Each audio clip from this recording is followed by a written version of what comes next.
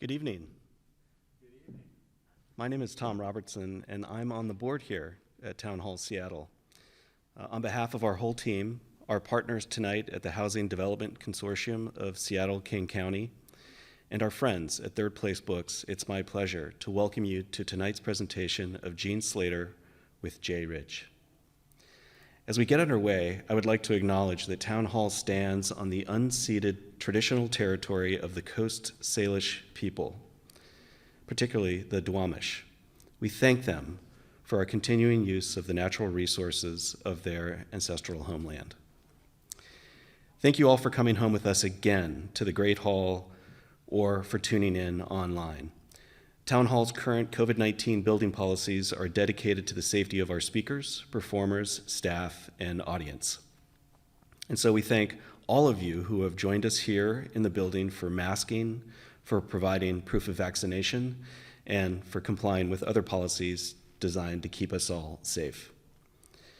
This will be a year like any other, with live events from our building, like tonight for live and at-home audiences, alongside purely virtual programs. We're also continuing our scaled-up podcast, In the Moment, which features exclusive interviews of authors, artists, and newsmakers by Jenny Palmer, Steve Scher, and other local correspondents. Meanwhile, many of our past talks are available in the video or podcast form in our digital media library. There are many ways to engage with Town Hall this season. Tonight's presentation will be about 75 minutes long, including Q&A. To integrate our in-person and virtual audience experiences, we have changed the Q&A platform for our events. To submit your question, please go to meet.ps/Slater or scan the QR code right now on the screen with your smartphone. We'll drop this link into the chat and remind folks again in the audience when we get to Q&A. We can't guarantee that we're going to be able to address every question, but we'll try to get to as many as is possible. And you can help us by keeping your own question concise. For those who would like to view the program with closed captions, click on the CC button in the bottom right corner of the video player. Town Hall is adding new programs every day. Upcoming events include a look at quarantines, past and extremely present, with authors Nicola Twilley and Jeff Manow. An exploration of the impacts of political, social, and economic injustice on our biology with Dr. Rupa Maria and Raj Patel. A 20-year survey of the polarization of American politics and culture with New Yorker writer Evan Osnos. And a celebration of 30 years of savage love with the irrepressible Dan Savage himself. That last event is also live in the building, and you won't want to miss it. Check our website or subscribe to our e-newsletter for the latest updates. Town Hall's work is made possible through your support and the support of our sponsors. Our Civics series is supported by Real Networks Foundation, True Brown Foundation, the Norcliffe Foundation, the Caffin Foundation, and the Wyncote Foundation Northwest. But as you likely know, Town Hall is at its heart a member-supported organization. And so I'd like to thank all of our members who are watching tonight or here in the building tonight. And if you share our vision of a community invigorated by arts and ideas and shaped by engaged citizens, we hope you'll consider supporting us tonight by becoming a member if you aren't already. Finally, I'll know you'll want to dive deeper into the issues Gene's raising tonight. I want to call to your attention to a candidate forum on affordable housing on September 28th, hosted by the Housing Development Consortium of Seattle-King County. There's more information on that event on their great work at the website housingconsortium.org. But of course, an even better way to go deep on this stuff is to purchase a copy of Gene's book, Freedom to Discriminate. Please use the link in the chat below to pick up your copy through the on-screen link to Third Place Books or you can visit the table in the lobby over here to my right. Gene Slater has served as senior advisor on housing for federal, state, and local agencies for over 40 years. He co-founded and chairs CSG Advisors, which has for decades been recognized as one of the nation's leading advisors on affordable housing. His projects have received numerous national awards, and in the aftermath of the financial crisis in 2009, he helped design the program by which the United States Treasury financed homes for 110,000 first-time buyers. Jay Rich is a retired partner of Pacifica Law Group, who spent 2 years as Deputy Chief of Staff at the U.S. Department of Commerce under Secretary Gary Locke. Prior to his time in D.C., his 3 decades of practice in Seattle focused on affordable housing, education, nonprofit and government finance, as well as public-private partnerships. Slater's book, Freedom to Discriminate: How Realtors Conspired to Segregate Housing and Divide America, is the subject of their discussion tonight. Please join me in welcoming Jay Rich and Gene Slater.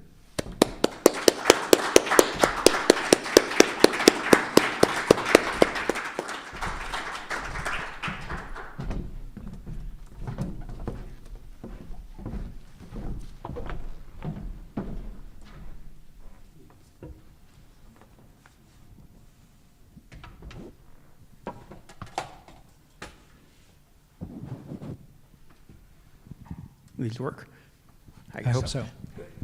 Good evening, and thank you for that gracious invitation. As indicated, my name is Jay Rich, and I'm a retired attorney who had the privilege to represent the Washington State Housing Finance Commission for over 35 years. The commission is authorized by state to borrow money at tax-exempt rates and lend that money to developers to build affordable housing and to first-time eligible homeowners. And in the course of the 35 years I represented them, and since, they financed tens of thousands of units of affordable housing throughout Washington. I met Gene Slater about 35 years ago when he was acting as the financial advisor to the commission and helped develop those programs. And as indicated, Gene has played that role and continues to play that role to numerous local and state housing agencies, as well as the federal government. But tonight we're going to talk about his book, Freedom to Discriminate: How Realtors Conspired to Segregate Housing and Divide America. It's a hard-hitting and well-researched book that traces the professionalization and racial discrimination and political activism of the realtor community, starting in California, but went nationally. The realtors, and we're going to talk about exactly what they did, but over the course of many years, they were instrumental in changing the environment of housing throughout the nation in support of racial segregation. They developed a populist libertarian dogma that true Americans, presumably white and Christian, have fundamental rights in property, not necessarily in the Constitution, but as a result of common law or their own theories, and that guaranteed to them the unfettered freedom to discriminate in the sale of property and to live among those who they chose. This notion of individual freedom obviously conflicts with the freedom of African Americans, as advocated through the civil rights movement, to enjoy the benefits of property ownership. And in a larger sense, and perhaps a more insidious sense, this ideology, when embraced by conservatives in the Republican Party and in parts of the media, means that a host of so-called, quote, guaranteed individual rights beyond just owning residential property, for example, to own guns, to discriminate based on religion, to enforce the rights of fetuses, to go to term, to resist vaccination, these rights inevitably undercut the rights of others. In this world, the enjoyment of freedom and fundamental rights is a zero-sum game. Conservatives are the genuine victims, they would allege, of an aggressive central government seeking to take away these rights of true Americans for the unfair benefit of undeserving individuals. The rhetoric is astutely non-racial, so that as a theoretical matter, every person who, for example, had been allowed to buy property can discriminate at will. But in the real world, this perspective clearly and intentionally ensures the continued advantages of those with historic wealth and power. So there's a lot of nuanced analysis to unpack in this book, so let's start at the beginning. Gene, welcome to Seattle. Thank you very much. Gene, let's start by understanding what motivated you to write this book in the first place. Yeah, in some ways, it's how little I knew, that I had pieces of a picture without really understanding the whole thing.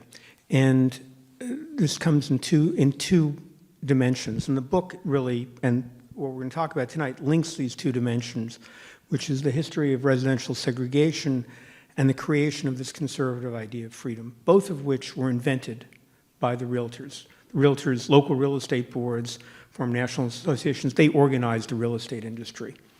So in terms of my own background, so I started in housing in 1970, looking at every abandoned building in the South Bronx, and we started this firm in a farmhouse on the Mississippi River, 20 miles from the Xerox machine in Wisconsin, designed a home improvement program for Pittsburgh that fixed up 18,000 of the 72,000 single-family homes.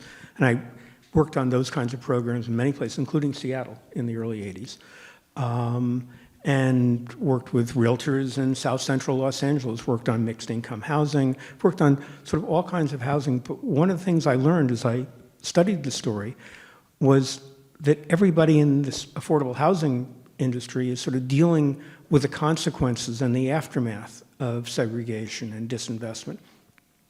But very few have any sense of, including African-American heads of state housing finance agencies, have any sense, as I've learned and talked about this, of how this actually happened.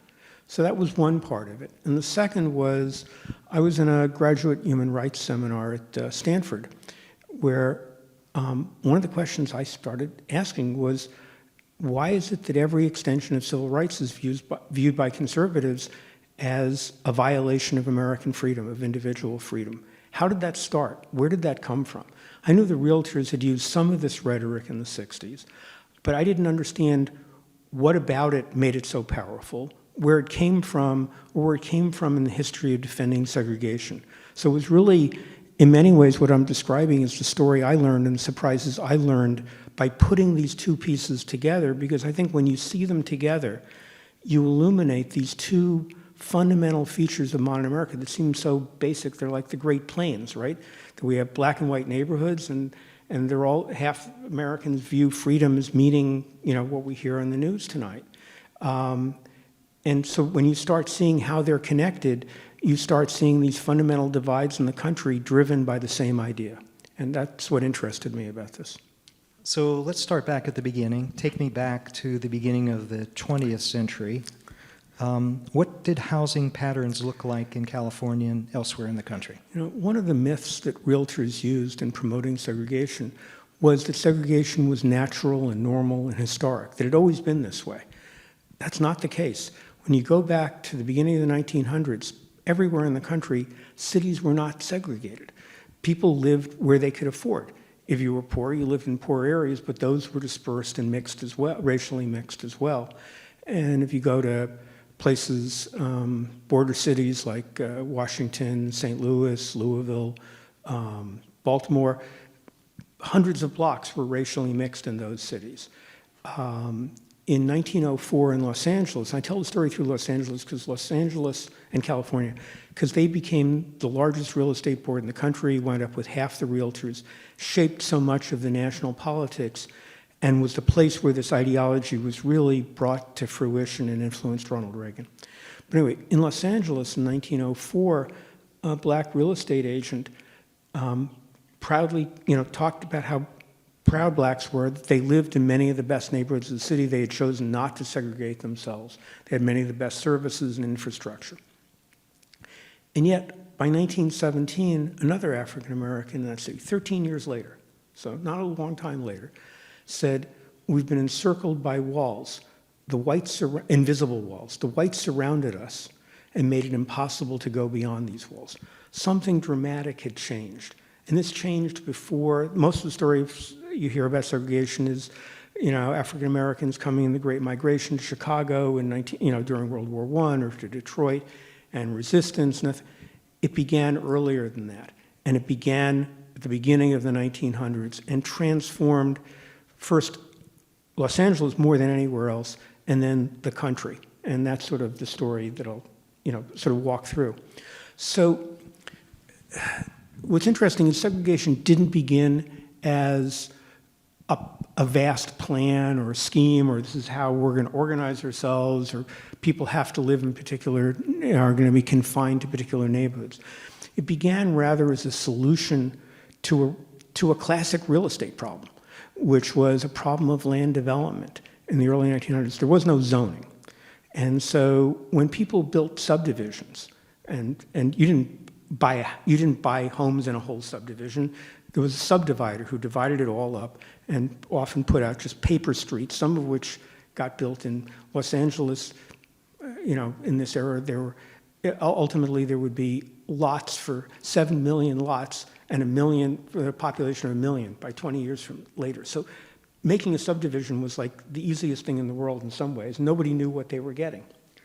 So a couple of the members of the early real estate boards, and real estate boards were founded, let me give that as a little background here, were founded around this era, Los Angeles in 1903, for example, were founded by the most established brokers in each city in a situation which later referred to as the Wild West of real estate. There was no licensing.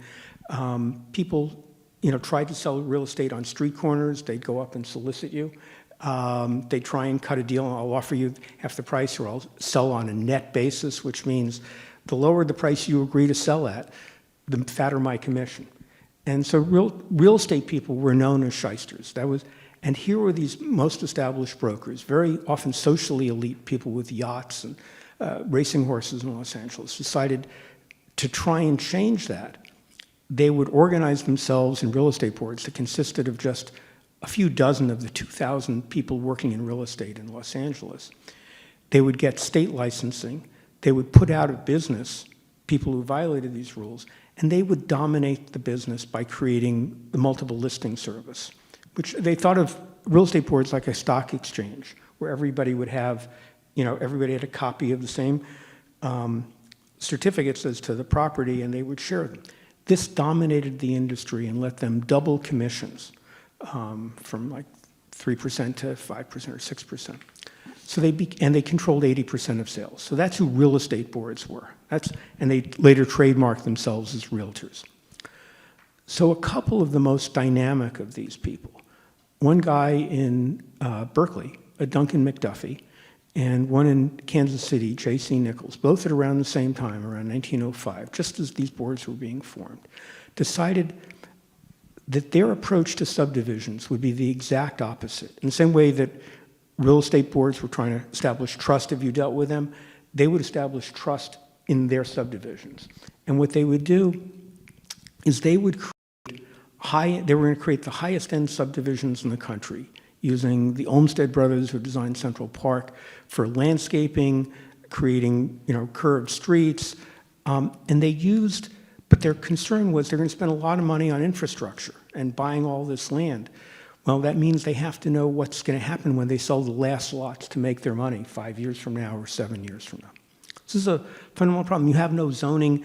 If somebody buys a lot, they can turn it into an apartment house, they can turn it into a brothel, they can turn it into a bar or a factory, because that's the nature. So they decided they would use something that had been pioneered a few years before called restrictive covenants. Covenants that basically limited what an owner could do with a property.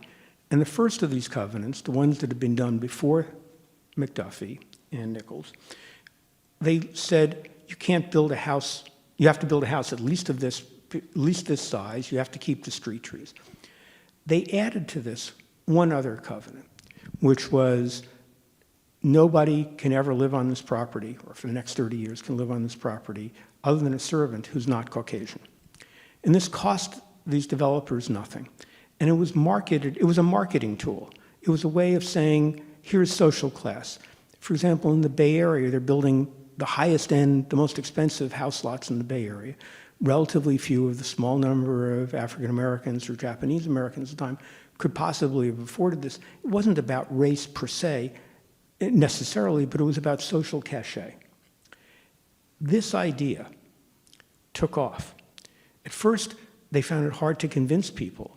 Why should you put a covenant? I mean, why should I put a restriction on my own lot that I'm buying? People said, this seems un-American. Sort of, this is against my freedom as an owner. And they said, no, it's not the restrictions on you which matter. It's the restrictions on your neighbors which count. It's really fear of what is going to happen next door. This theme will come up throughout this story. So they did this. Within a year, this idea took off, and it took off more in Los Angeles than anywhere else, where high-end subdivisions, Beverly Hills, advertised themselves with permanent deed restrictions, for Caucasians only. Caucasians meant sort of whatever the developer meant it to. It certainly excluded African Americans, Japanese, Chinese, Mexican Americans. It generally excluded Jews. It excluded Catholics. It excluded Italians. Who was allowed to be white, to be Caucasian, changed over the years. But this was the sort of fundamental idea. So within a year, it was being used on middle-class subdivisions like Culver City in Los Angeles, and then working-class subdivisions. So by 1910, we're talking like 5 years, the Los Angeles Housing Commission, predecessor of one of my clients, ironically, says in a report, Mexican Americans would be able to find places to live if only every lot wasn't surrounded, didn't have one of these covenants on it. What made this even more powerful was realtors then conspired, I think that's the right word, with local officials to require in a whole new city like Glendale, which would eventually have 100,000 people, that no developer could get approval to build there unless they had such covenants. So you had an entirely white city. And that relates to developments, yes, where the original owner subdivides and can impose that when they sell. Right. What about existing housing? So again, and this only took a few years later, realtors who were selling existing homes said, we can use the same marketing tool too. So they circulated petitions in existing neighborhoods. Pasadena was sort of the classic case of this. And they circulated petitions that you would sign a deed restriction on your own home, and when 75% of the neighbors signed one, it would go into effect. What did that mean? If one of you, or the person you sold your house to 15 years later, ever sold it or rented it even to an African American, all the neighbors could sue. Whoever had bought it would lose their money. And so this became known as the Covenant Plan. This got adopted throughout the country. So by the 1920s, we're in a world in which half of the existing homes in the country and the vast majority of new homes are controlled by racial covenants. So what other tools are being used as we move on to spread this segregation? So for example, tell us about redlining or FHA policy. What other tools are being used and promoted, I assume, by the realtors to intensify this? So remember, not every property was covenanted. Covenants expired a certain time unless they're renewed. Actually, they invented the first homeowners. Where homeowners associations in America come from? They came from these first subdivisions, from J.C. Nichols, to enforce these. Okay? But we're talking by, and I really need to answer this in terms of the justifications, because to understand how the federal government got involved, how they institutionalized segregation, you have to understand the justifications that realtors used. And that's really the theme that runs through this story. So by 1918, there's a meeting of high-end developers, a confidential meeting, J.C. Nichols and McDuffie and others from around the country. And they're talking, and Nichols says to the others, I've been approached by some of the top Jewish families in Kansas City, and they're saying, why can't I buy a home in Country Club Estates? And he says, the more I think about it, it seems, by George, this seems so undemocratic, so un-American. How can we set these limits? And the other developers said, "Are you crazy?" And he backed off. He didn't sell to Jews or Catholics for the next 30 years. But what it showed was the problem that realtors had. They had no ideology. They had no way of explaining what they were doing other than this is just a tool for marketing homes. So what they decided was they came up very deliberately with an axiom, which they pronounced as being scientific and objective and economic, that undesirable human elements, this is the words of the leading appraiser in the country, undesirable human elements depreciate property values. Minority moving into a white neighborhood is going to lower property values, and they said by 50%. Every textbook in the country, and it was the realtors who sponsored and published the textbooks, every appraisal manual for the next 25 years stated this as an objective fact. The Portland Real Estate Board in 1920 says, not because of any prejudice, for we have none, but our members will not sell to any minority because it'll hurt property values. This method gave them an argument, a way of imposing this discipline on other brokers who weren't members of the realtors and of convincing owners not to sell without them. And they adopted a code of ethics in 1924 that said, we'll expel any member from the business, and we'll freeze out the business of anybody who violates that. This idea, this axiom, so accepted by every economist, became the tool when FHA was created in the early Depression. It was the realtors who were the key designers of it and the key lobbyists for it. They viewed it as their branch of the federal government. They created its programs, which were incredibly successful for white Americans. Realtors in each city, 3 leading realtors in each city, drew up the bases of the redlining maps. Redlining maps was one of the rules, but requiring covenants was another. So you now had, if you fast forward, it's now 1939, and you're Herbert U. Nelson, who was the executive secretary of the Realtors nationally. He's sitting in his office in Chicago.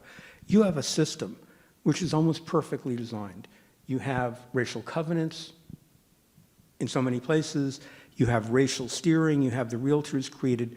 Each real estate board would create their own committees to make certain, because they were expected by local officials and neighbors and homeowners to whom they'd sold the idea that a single minority, a lawyer, a doctor, would ruin the neighborhood for everybody. This system was now being run by the federal government. So you now had a perfect system, in effect, to continue this forever. So by the late 40s, you have clearly segregated lines using all of these tools. But in 1948, the courts took a look at these covenants, and an argument was, these are perfectly legal by previous case law because this is just a private contract between 2 people. The government isn't imposing this and is not requiring it, and therefore there's no state action in civil rights law. But in 1948, the Supreme Court changed that. What did they do, and did that change the situation on the ground? Spoiler alert, no. It didn't change the situation on the ground. But let me give you the context, because again, it's about arguments. So it's World War II, and appraisers, some pushed by the NAACP and so forth, start doing studies about these property values, and they find out it's bogus. It's not true, and for obvious reasons. People who are restricted and can't live in 95% of neighborhoods, 98% of new homes, they're winding up having to pay 20 to 30% more for the same quality unit. So if they pay a speculator to be a shill to help buy in a white neighborhood, and they're paying extra, prices tend, if anything, in 2/3 of the cases went up, not down. But that was not part, and it turned out Luigi Laurenti at UC Berkeley went back to every author of one of these textbooks. These textbooks were taught at 165 universities. And he said, can I see the studies? Turned out there was never a study. Mid-century America, our entire suburbs were basically built on a lie. So this property value idea got discredited. So they couldn't use this anymore. And at the same time, you have millions of GIs coming back from a war that all the propaganda, which from both parties, had been, this is a common war for freedom. against racist dictatorships of Hitler and the Japanese. And here are these people coming back. Some courts start saying, well, gee, maybe these covenants really are unconstitutional. This doesn't seem like American. And President Truman appoints the first President's Committee on Civil Rights in response to an African-American veteran, 2 hours out of the Army, having his eyes put out on a bus in South Carolina, and and nobody's prosecuted for this.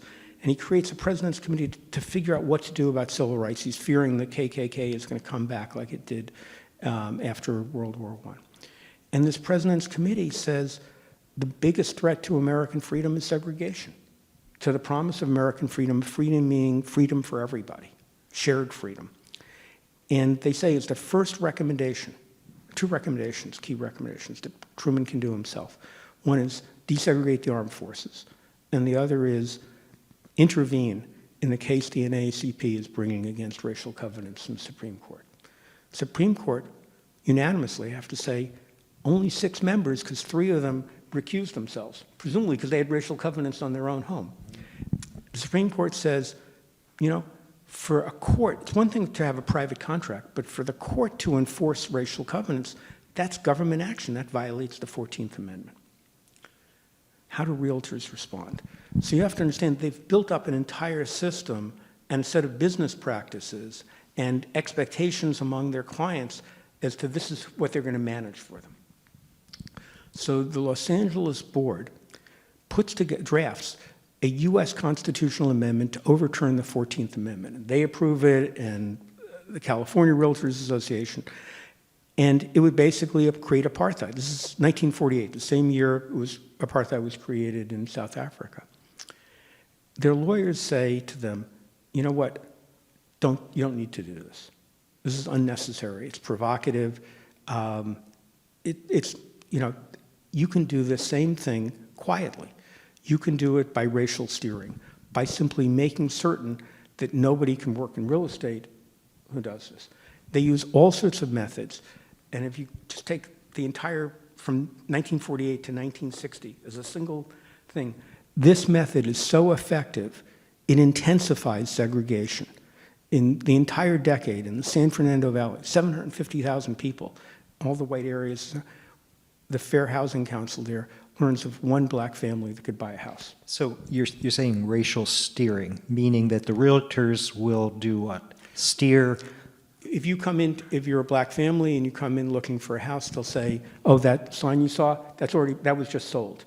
Or they won't have the keys. The stories from the interviews of realtors from this era, I sort of lay out in the book. Endless stories of deception and so forth. But more important, any realtor, any broker, anybody who works in real estate who dares to even show a house to a minority is going to be frozen out of the business and is going to have to find another line of work. So segregation continues despite the fact that the covenants have been declared unconstitutional or at least unenforceable. So then we have actions on the political scene from the civil rights movement. Fair housing laws at both the state and the federal level. In fact, California passes a fair housing law. How did the realtors react? So these laws started getting passed around the country precisely because segregation had remained so strong after the Supreme Court case, and here were the people who had pushed it, and they said, we have to do something, so let's pass a law saying there can't be private discrimination. Okay? And they start passing these laws in a bunch of states. In a couple of states, because this is important, didn't have to be this way, didn't have to be opposition. In Massachusetts and Colorado, the realtors, after some discussion, decided they could live with this, and they supported the law. In California, in most parts of the country, in Washington State, in Seattle, where this became an issue, in Tacoma, in Detroit and Chicago, virtually everywhere else in the country, the realtors decided they would adamantly oppose this. But they're losing in the legislatures, and they're losing in the legislatures for an obvious reason, which is how we're now in the height of the civil rights movement. We're talking 1963, okay? And King's speech at the March on Washington, the Civil Rights Act is, going before Congress. Lyndon Johnson's about to be reelected by the largest or elected by the largest margin in our history. How in that climate do you defend segregation? The Realtors had used a line starting after World War II, when these returning GIs were, called saying, it's freedom of association. We have the right, every race, and every race has the same right, but it's basically a part of America, part of the Constitution, not part of the Constitution, that we have the right, everybody has the right to live in a neighborhood just with people like them. Blacks have this right, Chinese have this right, Koreans have this right, whites have this right. So we have this right. But freedom of association comes out, it's been used by the diehard segregationists in the South, by Bull Connor and so forth, fighting school segregation and fighting the end of Jim Crow. So it's discredited. You can't use it publicly. So what line do they use? So here they are. They decide to oppose this fair housing law in California by putting on the ballot a state constitutional amendment that says neither the state nor any city can ever limit the absolute discretion of any owner in renting or selling property or using a broker to do so. So much does this wording sound like the Bill of Rights that when they put it on the ballot and pollsters canvass African Americans in Watts, 65% of them say, well, that sounds like a good idea, until they're told what it means. So they put this on the ballot, but their problem is they're politically isolated. The Chamber of Commerce, even their longtime ally, won't support them. No leading politician, not Ronald Reagan, not Barry Goldwater, will support them for fear of being seen as racist. So they decide to run this campaign, a massive, proposition campaign. You can imagine California, you see these today. This is Proposition 14. Proposition 14, 1964 ballot. And they cast this by redefining freedom to mean the opposite of what Martin Luther King has been speaking about and has been propelling the civil rights movement. That idea is of shared freedom, that the freedom of everyone depends on everyone else's. That's the political key to the engine of the entire civil rights movement. Spike Wilson, the head of the California Realtors, decides to turn that on its head. And he says, he redefines individual freedom. And individual freedom means an owner's absolute right to discriminate. This is the right, of course, realtors had spent 50 years violating, if you will, with racial covenants, limiting owners' rights. But the important point was they redefined this idea, and they said, we're the ones who are colorblind. This is the invention of colorblind freedom that we've heard so much about over the last 30 years. They say, we're in favor of the same rights for everybody. Every owner should have the same equal right, the right to discriminate. And we're the ones who are in favor of equal rights, not the civil rights people. That's one of their lines. The second line they say, and this is a key, is that freedom is a zero sum. It's what you own. Doesn't belong to the country as a whole and belong to everybody collectively. It belongs to you separately. Your own property surrounded, in effect, like your own white picket fence that you can control. And this absolute individual right, this freedom of choice, they described, that was the words they used on freeway billboards, freedom of choice. Freedom of choice, they said, this is part of your individual dictates of conscience. Your right to sell a property, not for the most money, but for who you can choose to be it. This idea of dictates of conscience ties it to freedom of religion. And they use this theme constantly. And why freedom of religion? Because it seems like something sacred that can't be violated. Unlike freedom of speech and freedom of the press, which have always been, limited, right? Somebody can't have total freedom of speech in a crowded theater because it may affect other people's rights. What they're doing is elevating a right as being absolute. What you said at the beginning, Jay, which is anytime you define a right as absolute, it means somebody has no other. And so what the realtors had done is they had taken a narrow right of owners. Spike Wilson wrote this property owner Bill of Rights that was published by realtors all over the country with a picture of a patriot from 1776. And it announced the absolute rights of owners. There's never a word there about the right to buy a house or to live in a house in the first place. So the key to colorblind freedom, to all these ideas, is what you exclude. This argument was so effective because what it said to millions of moderate whites who didn't want to see themselves as racially prejudiced was to be in favor of Proposition 14 didn't mean you were prejudiced at all. It meant you believed in and supported individual freedom. So here we are at an election in California. Civil rights movement is strong. Lyndon Johnson is crushing Barry Goldwater. Reagan doesn't support it. What happened? Johnson wins by 60% of the vote. On the same ballot, the Realtors win by 65%, by 75% of the white vote, and politically maybe the most key of all, by 80% of the white union vote. It would have been the key to the FDR old Democratic coalition. Split the coalition, and it showed, did you want to jump in? Okay. So it showed, and this proposition, it would be ruled unconstitutional 2 years later. But what it said to conservatives around the country who've been devastated by Goldwater's defeat, of the 65 million votes in the election, 24 million went for Goldwater, 40%. And of those people who were surveyed in exit polls, only a quarter of them voted for him because he was a conservative. The rest simply because he was, national party leader. So you now have conservative movement on its heels. What do? Here's a message. Here's a way of talking about freedom that can be used on any issue.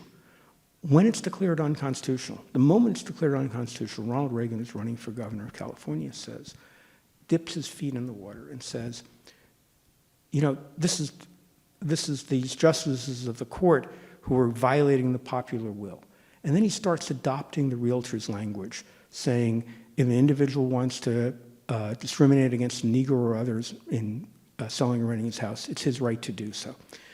But he adopts it not merely on this one issue, but as a general way of talking about freedom, and propels Reagan and the conservative movement. And it also pits the conservatives as the victims of aggressive government action to enforce this over their rights.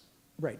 Remember, they portrayed themselves as if discrimination is a matter of individual choice. You can see from everything I've described, discrimination and segregation was the result of organization. But they're picturing now, they're saying, we're not the enemies of minorities. Spike Wilson says, am I anti-Negro? By God, I am not. I am their champion. This is his quotes. The enemy, the people to oppose, is government trying to extend rights for others. Because what isn't freedom, if you define freedom very narrowly, think about it in vaccines and mandates, or guns or anything else. If you define freedom very narrowly, it's this narrow right. Everything else, the right to buy a home in the first place, becomes what the Realtors called it, a special privilege, a social privilege. Nobody has the right to own a home.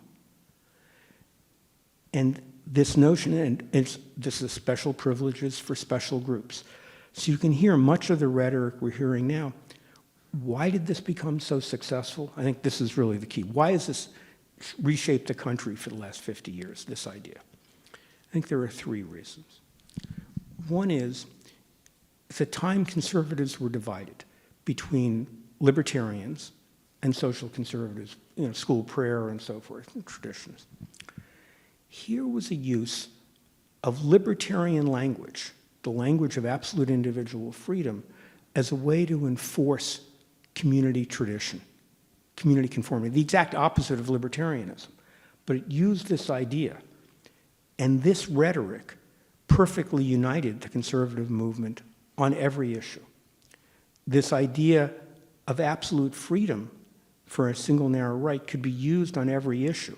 So the more issues it was used on guns, on making the Second Amendment mean what it never meant, on abortion, and everything else. You may think of these all as separate issues that would sort of fragment a movement. But because it was the same message, that government is taking away the freedom of ordinary Americans, your absolute right, it unified the movement because the message was the same constantly, and so it reinforced that. The third reason, and so it created a transcendent reason beyond ordinary politics to split for working class white Americans to be against liberal government.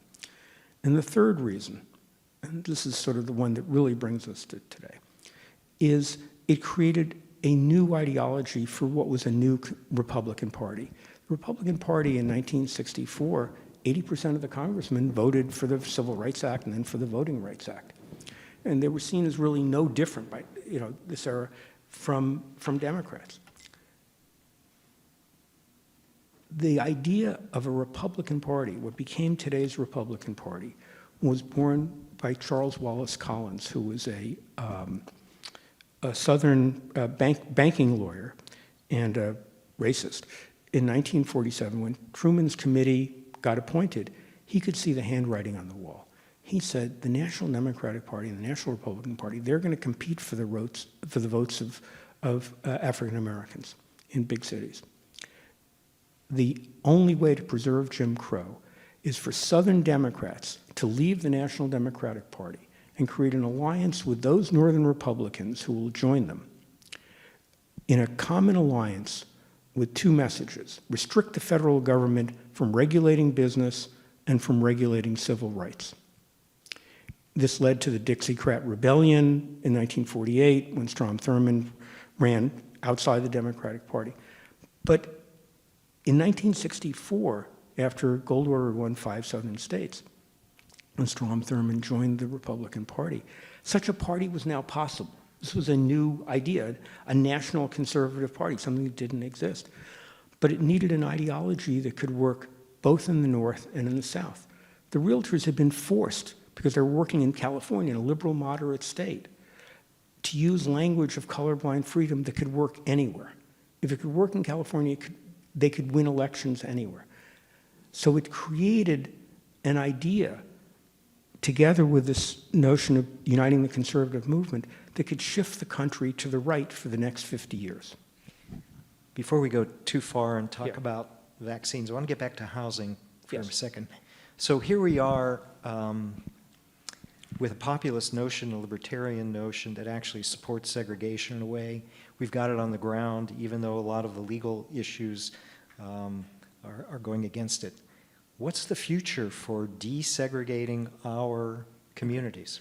So the key thing to understand is federal fair housing law got passed in April 1968, 3 days after Martin Luther King was assassinated, with fires burning in 100 cities and troops out guarding the Capitol.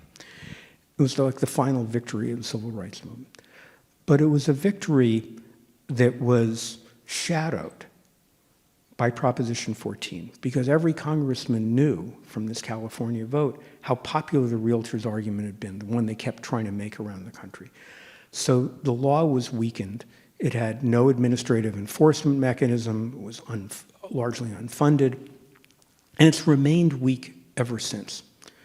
And part of the reason segregation remains, this is sort of, I think the biggest picture here, the biggest takeaway in terms of segregation today, is it would have taken strong government action to have overcome the legacy the Realtors left behind. Fragmented suburbs that were divided, created precisely with single-family zoning, I haven't talked about, that was invented to support racial covenants, with a history of discrimination, with individual pressures.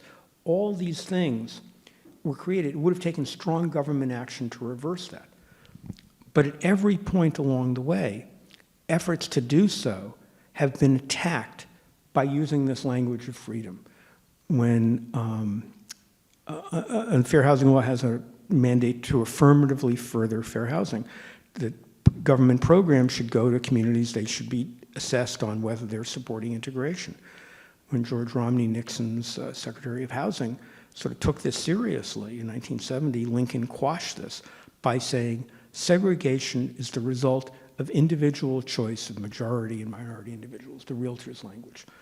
When Reagan became president, his Attorney General, William French Smith, had been the Realtors' lawyer on Proposition 14. They basically dramatically reduced enforcement of fair housing. In 2020, after the Obama administration had tried to publish again this framework for housing, the Trump administration said, we're going to defend the suburbs against low-income housing. So fair housing has always been a target. And so if you ask what can be done, at one level, there's specific things. For example, if realtors who still often engage informally, I mean, the official position of realtors is very much in favor of fair housing.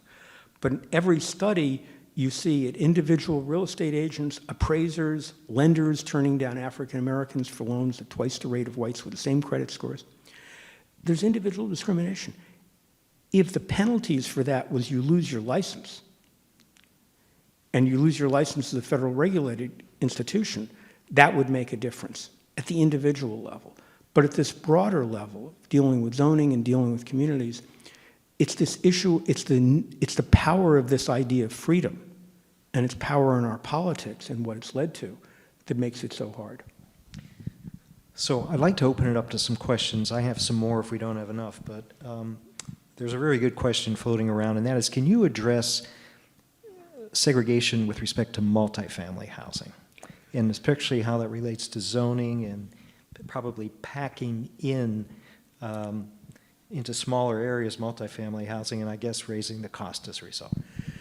Yeah, so just a little background. So the first idea of single-family zoning, it was the realtors who promoted zoning in the first place. And the first idea of single-family zoning was created by the same Duncan McDuffie who created covenants in Berkeley. In 1916, he wanted to protect the area around his subdivisions. He built homes, by the way, for 35,000 Californians, all of which were racially restricted. He wanted to protect this against what he called a Negro dance hall that might get built nearby. He created single-family zoning. That was the first model of single-family zoning, and its history comes out of that history. So single-family zoning has been used as a tool of racial segregation. It was actually in Massachusetts, a sort of, overturning, I didn't realize this, in the 1920s when they passed zoning, they require a 2/3 vote to overturn single-family zoning. They changed that.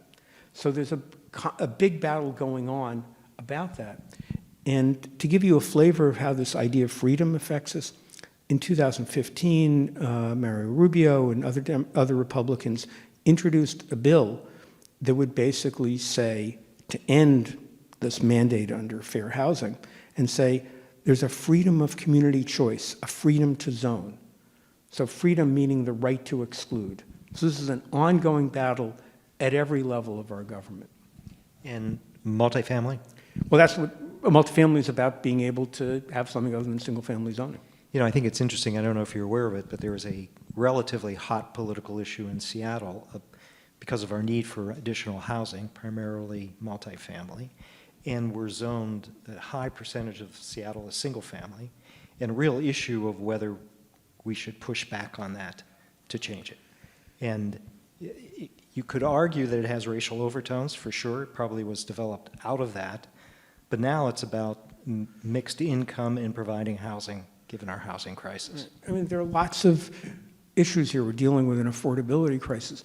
The notion is, how can one take a collective view of an entire metropolitan area as opposed to the fragmented view of individual suburbs that were created? So it isn't like there's a single right answer to this, but the notion of balancing all these needs is sort of the same notion of balancing the rights of everybody. So let's go back to your definition of freedom, or two definitions of freedom. Do you see a route forward to basically rationalize the two, or are we in conflict in this zero-sum game inevitably? Part of the problem, two problems, that, at the March on Washington, when Martin Luther King spoke, he used the word equality once and freedom 20 times. And since then, since conservatives have adopted this language of freedom, liberals and progressives have largely abandoned freedom as their issue. And so during the last election, it's the Republicans who say, only people who vote for us are the only freedom-loving Americans. And part of this came out of viewing this language of freedom as purely, it's just a cover for racism, but not realizing how powerful it is and how important it is, how it gets so many white working class Americans to vote against their own economic interests or their own health in its name as a sacred value. Unless you combat this idea of freedom, it remains and reinforces itself. And so to me, and part of the problem is there's just one word, right? Freedom. And so you survey people from across the entire political spectrum, people who disagree on nothing will agree that freedom is the country's highest value. And you sort of therefore implicitly assume that what Ronald Reagan meant by it, well, go to Donald Trump, what Ronald Reagan meant by it was roughly the same as Jimmy Carter or maybe Joe Biden. It's the same basic idea from the Declaration. The whole story of my book is really that it's not the same idea, that here's an opposite idea that was deliberately created to oppose the civil rights movement, to oppose extension of civil rights.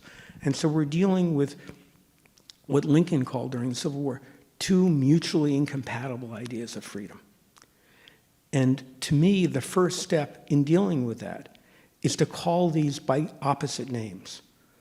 The ones I would use are exclusive freedom, meaning the absolute freedom of some that doesn't depend on what happens to others, and inclusive freedom, which means the freedom that belongs to the country that inherently belongs to all. And by constantly calling out and saying, oh, you're talking about freedom on abortion, you're talking about exclusive freedom. We're talking about inclusive freedom. So I think, to me, realizing where these ideas came from, that one of them came out of segregation and was deliberately designed this way, understanding its elements, what are the features that make it work, and naming it is like a really important step, and reclaiming the idea of freedom for those who believe it belongs to all. And so in the context of vaccinations, the freedom to not be vaccinated, to protect your body, you would say is an excluding or exclusive freedom. It's the idea, exclusion means it's fundamentally based on this idea of there's an absolute right that's your personal right, that's a zero sum, that doesn't depend on what happens to anybody else. So to understand what's going on in the country today, this is my perception of why vaccines and masks have become such an issue. The conservative movement and the Republican Party that's wedded itself to it have become so dependent on this idea as the fundamental idea to drive everything that they can't unwed themselves from it. And so you see DeSantis in Florida going against the most basic conservative principles of school, of local school control, or of businesses being able to decide on their customers and their workers. He's violating those rules because he's launched his entire political campaign on this side that the left is coming to take your freedom. So when it comes to mask mandates, he has to view it through that lens. It isn't like he has some choice. When Abbott comes out against mask mandates in schools in Texas, it's because he adopted mandates a year ago, and he's being attacked on the right by challengers who are attacking him for violating American freedom. In Michael Wolff's new book about Trump, when his advisors a year ago, a year and a half ago now, are told that politically it would be wise for him to support mask mandates because it will reduce vaccinations, reduce the epidemic and will allow jobs to come back, he says it would be off-brand. So what you have is an entire party that to violate this credo would be off-brand. The dynamics of this party over 50 years have inherently been toward only those people who will make this definition of freedom the only definition. So it isn't like, it's easy for people on the left to think these people are crazy or why are they adopting these things? They don't have a choice. They've trapped themselves. I don't know if trapped is the right word. They've put themselves in a position in which this is the only issue. So we're looking for more questions if people have it. Otherwise, how do you see them working their way out of this trap? You don't have to give them advice, but I'm just curious how. how you think this might turn out. I mean, I think there will, well, part of what's happening is, and you can see it, I mean, in the last year, between January 6th and the mask mandates and the vaccines, more and more, this notion it irreconcilably divides us. And that was its purpose. The purpose of this idea of freedom was to cement divisions, originally racial divisions in real estate, but it's to cement divisions. Using freedom this way can only do that. It can only reinforce divisions and make them irreconcilable and make them seem that to do anything else would be to violate a sacred principle. So I think we're on a path toward making these things irreconcilable, and the only way to respond to it is to recognize it for what it is and respond to it in terms of freedom itself. So if it is irreconcilable and in conflict, then someone is calculating that there are enough votes on the one side as opposed to the other. Or that if you don't have enough votes, that you can limit other people's voting rights. I mean, this idea of freedom being so important, it inherently overrides democracy, because it's based on the idea that freedom belongs to those people who deserve it the most.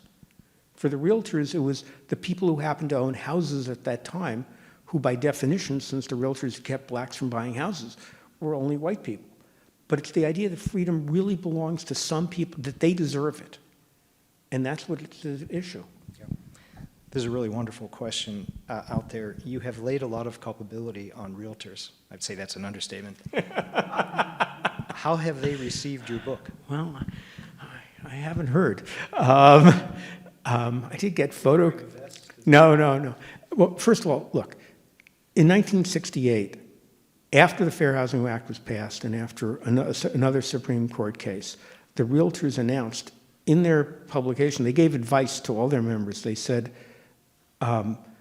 we have to stop. We can't continue arguing this. They said the Supreme Court decision, particularly, is so definitive against housing discrimination that we can't do this anymore. And they said, sort of laid bare all their arguments about colorblind freedom. They said, the Negro as of today is a free man when it comes to real estate. And they changed the name of all their associations, all their organizations. Now the National Association of Realtors was called National Association of Real Estate Boards before that. They changed it, and on their official letterhead it says, we acknowledge the past, we acknowledge this history. They've kept all their archives. I spent 2 days at their archives, going through the files. They've kept all this, they acknowledge this past. They're very publicly on record in favor of fair housing. I don't know, I don't know how they'll react to my book. Very good. Well, I think I've enjoyed it a lot, and I hope everyone else has. And I think with that, we'll call it evening. And thank you all for joining. The book is Freedom to Discriminate: How Realtors Conspired to Segregate Housing and Divide America by Gene Slater. Thank you very much, Gene. Thank you, Jay.